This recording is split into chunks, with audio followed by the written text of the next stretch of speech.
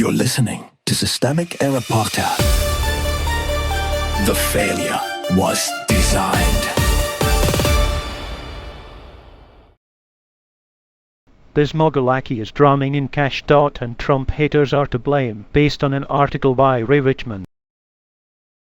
Bezos did not hedge, he chose power. The story in brief. The source is about Jeff Bezos' turn from public Trump adversary to eager Trump ally, blocking a post endorsement, donating to the inauguration, taking front row seats, benefiting from Blue Origin contracts, and approving a $75 million Melania documentary deal through Amazon MGM Studios. It also falls in the narrator's consumer guilt about using Amazon, which is a wrong lens for the real problem. Follow the power, not divides. The relevant fact is not that Bezos feels awkward about Trump. It is that he controls a newspaper, a platform, a space company, and a media studio, and he's using that power to accommodate a president who rewards obedience. Trump holds executive authority. Bezos holds corporate leverage. The relationship is not personal drama, it is patronage with better lighting. The source gets one thing right by accident. The president and the billionaire are not equals. Trump can steer contracts, pressure agencies, and set the tone of state power. Bezos can decide whether his paper resists or retreats, whether his companies court favor or accept conflict. He chose retreat, then called it prudence. The Post was the first surrender.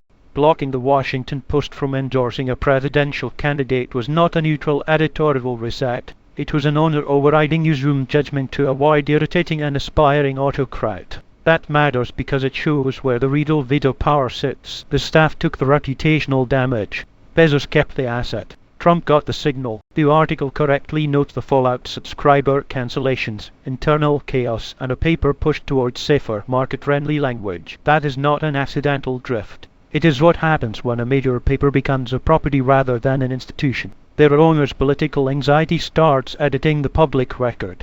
Contracts are the real currency. The Blue Origin detail is the most revealing part of the entire story. Trump is reportedly fast-tracking contracts and is determined to help Bezos' space company reach the moon. That is not a quirky billionaire friendship. It is the state bending toward private advantage, and the private actor smiling along because he understands the arrangement. Likewise, the Melania documentary deal is not some innocent coincidence of celebrity content. It is a multi-million-dollar favor involving the president's family and a company owned by the man who now praises Trump's discipline. The source is right to smell quid pro quo. It is just too polite about what that smell means. Consumer guilt is a red herring. The weakest part of the source is the detour into personal Amazon guilt. Buying batteries from Amazon is not the moral center of this story. That framing shrinks a political problem into a lifestyle dilemma, which is exactly the kind of misdirection billionaire power depends on. Their issue is not whether a consumer can live flawlessly under monopoly capitalism. The issue is that one man's corporate empire now intersects with state power, media influence, and public contract. The narrator asks whether using Amazon endorses its politics. That question is too small. The real question is how a company so embedded in daily life gets turned into a vehicle for elite appeasement, while ordinary people are encouraged to treat the whole thing as a personal purity puzzle. The pattern is oligarchic submission.